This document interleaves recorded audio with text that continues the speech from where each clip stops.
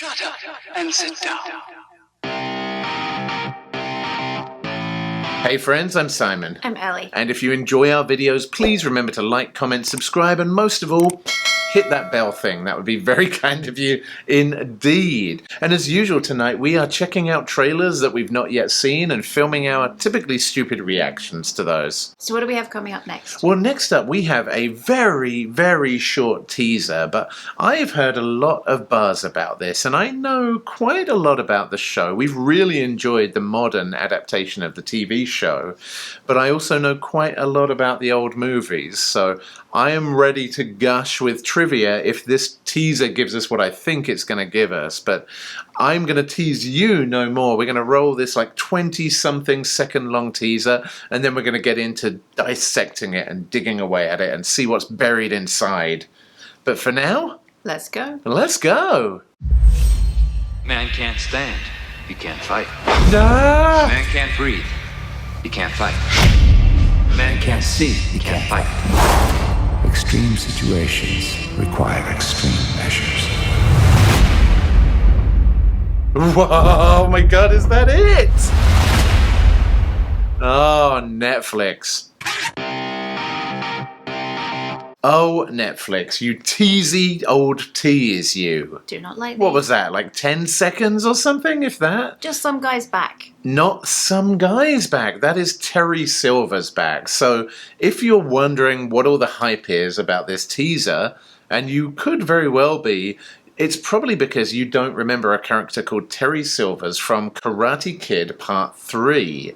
And you probably don't remember that because Karate Kid Part 3 premiered in the summer of 1989. Now, that summer of 1989, you had a few small movies that it was competing against. You had maybe Batman. Remember Michael Keaton as that Batman? Yes. Just Batman. So yeah, Karate Kid Part 3 was competing with that. It was competing with Ghostbusters 2 that had only been out a few weeks. It was also competing with a tiny little movie called Indiana Jones and the Last Crusade That one. and Honey, I Shrunk the Kids. So like... You were doomed. I'm sorry, Karate Yeah, Kid 3. if you were doing better things than watching Karate Kid Part 3, we absolutely understand. However, Terry Silver was a villainous character in that movie. He wasn't so much a fighter as he was like kind of a backstabby, manipulative, weaselly kind of a guy. And I could really, really see, especially where we've ended up with effectively Johnny Lawrence and Daniel San combining forces to fight the Cobra Kai, and I could just see that this character could fit in very, very well with the evil Cobra Kai, because they've definitely got brute strength, but do they have that much cunning? I could see Terry Silver's kind of buddying up with the Cobra Kai sensei, and then it's really kind of 2 against 2. It's the brains and the brawns of Cobra Kai against this kind of new Johnny Lawrence, Daniel LaRusso combo, so yeah.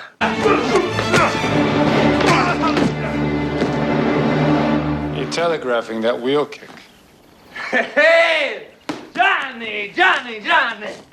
What a surprise, man! Yes!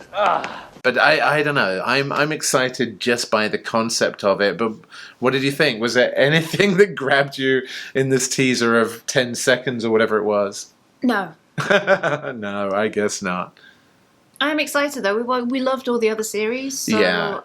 We'll probably love this one, and maybe that's why they didn't bother giving us any kind of anything in that trailer. Yeah, do you think though, and I don't think, so there's my answer, but not that I don't think, although that could be a theory as well, but I don't agree with this point of view, but I heard a lot of people whining and bitching about Cobra Kai Season 3, that they jumped the shark, that they just did too much fan service, and I don't know, but to me, there's no such thing as too much fan service, and I never felt kind of hollow when I was watching it like you do, like Game of Thrones, the final season, you were like, oh, okay. That's how it ends then. But as Cobra Kai Season 3, I was on the edge of my seat with every episode, so I didn't feel like they jumped the shark. But did you feel like they went too far in fan service? I didn't. I really like the fan service. The thing that turned me off a little bit with Cobra Kai was the teen drama, and I felt like they leaned into that a bit more heavily than I would have liked. That was the only thing that I didn't like, was just oh, well, she's dating him, and then they see her together with that guy, and then this teacher's mean, and then like, oh, they get into get in with a bad crowd, and I'm just like, I don't care. Like, can we just go see what their parents are up to? That's the interesting bit. Like the kid, oh yeah. Yeah, that's funny because I feel like the first season of Cobra Kai was actually quite genius in how it took kind of teen stuff to drag in younger audiences, and it's on Netflix now, which of course you've got younger demographics on there. But really, like the music, the history of Karate Kid, all of that appeals to people who grew up in the 1980s. So I actually thought one of the reasons the first and second seasons were so successful were because they blended those kind of teen elements and the 80s elements and created something for parents and teens to bond over, which is really, really cool. And I loved it for that.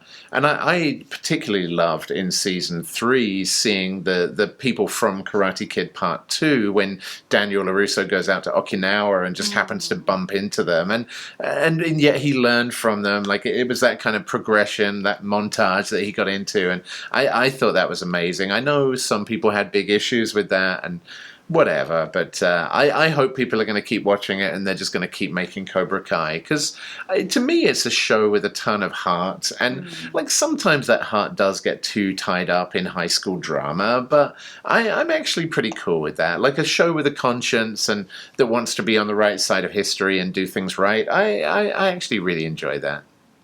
Well, there you go. I'm afraid that's all we can say from the 10, 15 seconds of... I was really excited, though the lines that he was saying in that teaser were exactly what Terry Silver says in Karate Kid Part 3, so that was pretty exciting to me as a nerdy callback to my childhood. Rule number 3. A man can't see, he can't fight. If you hit him square in the nose, he'll be blinded by his tears and choke on his own blood.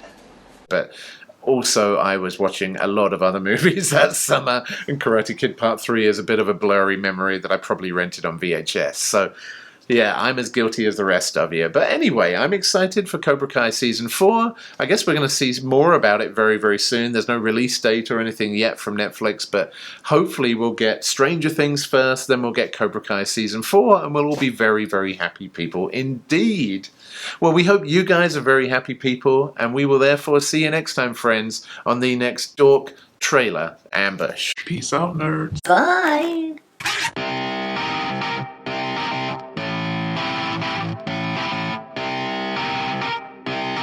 Shut up and sit down.